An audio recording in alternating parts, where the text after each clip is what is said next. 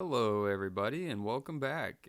Today I'm going to be doing some thumbnail art for the Elden Ring series that I'm working on my other channel, Potato. And here you see me working on the thumbnail, just trying to. I have a kind of an idea of what I'm wanting to go for, and at one point during the gameplay video, I'm actually fighting this huge bear, which was so awesome. I loved it. The bear itself was so cool, and it was so unexpected. It was extremely organic. Like I couldn't believe that there was this huge bear in this game, and I was having so much fun during this little fight. So I thought I would do my thumbnail as the little potato, my logo for my channel, as him trying to get a hug from this big old bear. You see me starting to kind of work on another thumbnail there. I didn't like it, so I went with what I originally wanted to do. Like I said, I've said in other videos, I don't spend a whole lot of time on my thumbnails. Now, if it was like for a client or for something a little more important that I really wanted to look great, I would spend more time on the thumbnails. I would do multiple to make sure that I hammered out a bunch of ideas. But I'm on a very limited time schedule when I'm doing these thumbnails. I try my best to keep them to under 2 hours from beginning sketch to final product. Which for a thumbnail, I don't think that's too big of a stretch for most people, especially like artists who are constantly doing artwork. You get very quick and very efficient at what you're doing. The more you do it, the more skillful you are at it. And it's been a while since I've done a whole lot of artwork. Ever since I got out of college, I just went to work at a factory for a while, and things have changed, and I'm really trying to get back into art, do something that I actually love to do. And you can see me here just working on the lines. I had my basic thumbnail sketch that I blew up, and here I am just trying to refine it a little bit before I transfer it over in Krita. And you see the little potato guy reaching out his arms. He's so happy. He just loves the big old teddy bear. I don't think the teddy bear loved him as much, but sometimes that's how love goes, right? You just see me sitting here working on the details, getting all my lines ready to go for Krita. Just kind of adding like a fluffy little sketchy lines. And here we go. I'm taking my image, scanned it in through my printer into the computer, and I'm just gonna go through with my brush tool and start working out all the lines. You see me just slamming out this sketch real quick. Changing the eyes a little bit. I think I change them back eventually. I try to get as much of this captured as possible, but sometimes I do take breaks during my recordings, and I forget to hit the play button. It's on pause mode. And if I had to go back and redo this, I would have created a more clear silhouette around the head, because that's the most important part of this image. The bear is getting ready to chomp down on the little potato. There's actually a few things I might have changed, but given my time constraints, this is what I had to work with. And I'm pretty sure in other videos I've mentioned how I'm trying to branch out and expand my skills with different color palettes and stuff. And that's basically what I'm doing here. I'm not going for anything on Picasso level, but I want to try and get better.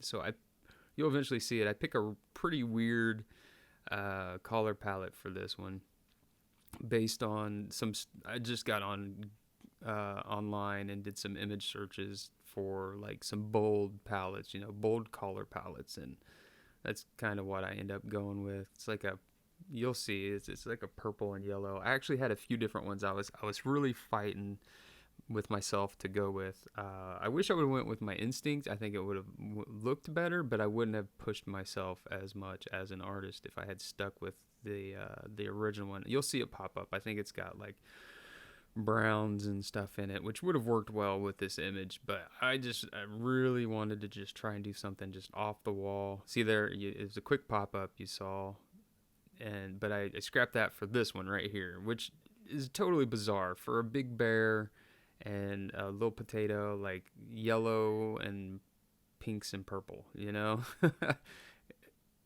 here you can see me going through and selecting the bear itself, and I use the Alt button to deselect the part by his claw there. You might have seen that. But otherwise, you just hold down Shift and you keep selecting the area that you want to be part of your entire selection. And then you can go in and just boom, just a quick fill with the purple.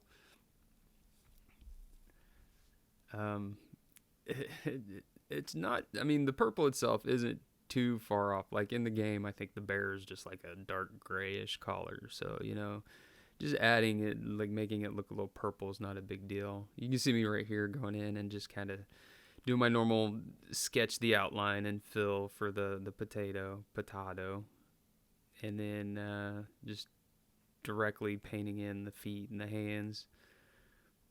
I didn't like that brown, so I did change it. I think I changed it some more eventually because it was too dull based on like the collar in the background and stuff. I'm really like I've edited out quite a bit, but like there was a lot of parts in this where I had to just pause and look at the image because I was fighting with myself so hard. Like I was just it doing these bright, vivid colors is such a stretch for me, and I was struggling with it quite a bit, to be honest.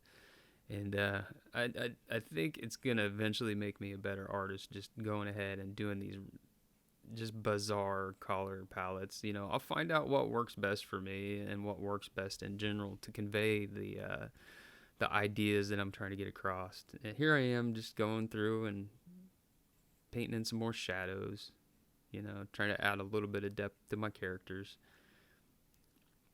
a little bit of highlights for the potato. I realized there that it was starting to get really close to the collar in the background and about the same brightness level, which adds some confusion. But I think I make some changes here eventually. You see me save my collar there because I'm trying out some different purples for the bear himself, and I didn't want to lose my original collar. I don't know why I bothered. Honestly, I could have just reselected my image there. Here I go again with the selection tool. Holding Shift and just adding more stuff to my selection there. It's not really necessary to use the selection tool, but I find that it helps me do things a bit quicker. Now, I chose this green here because it's pretty basic, like foliage and stuff is mostly like a greenish color. And obviously not this green, but, you know, for all intents and purposes, I think it conveys what I was trying to get across, that they're like in the middle of like an area, like kind of an open area near woods where they're having their little battle, or the bear's having his battle, and then Potato there is just enamored with the bear. He's super happy. He's never seen a big old cuddly bear that big. You'll see me going here trying to like, I'm trying to get the focus to be more towards the action, where the bear's about to chomp down on Potato. And what's funny is in the game itself, the bear at some point, his actual attacks are to give hugs. Like it gives big old bear hugs and like squeezes the life out of the character. So I'm kind of doing a play on that as well, because Potato wants a hug and the bear just wants to squish him, make him into mashed potatoes.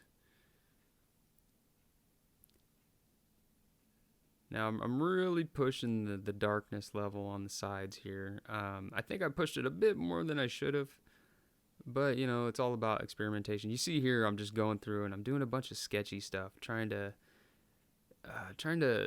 work out the details in my mind of what I think this should look like, and I'm struggling with the claws by the head.